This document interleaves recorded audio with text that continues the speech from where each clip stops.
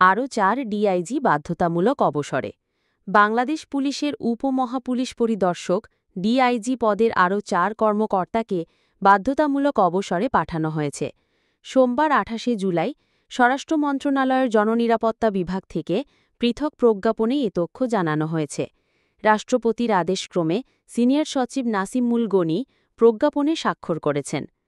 অবসরে পাঠানো ডিআইজিরা হচ্ছেন ঢাকার রেঞ্জ ডিআইজির কার্যালয়ে সংযুক্ত ডিআইজি আতিকা ইসলাম, রেলওয়ে পুলিশ ঢাকায় সংযুক্ত ডিআইজি মোহাম্মদ মাহবুব আলম, শিল্পাঞ্চল পুলিশে সংযুক্ত ডিআইজি মোহাম্মদ মনির হোসেন ও পুলিশ টেলিকম ঢাকায় সংযুক্ত ডিআইজি একেএম নাহিদুল ইসলাম।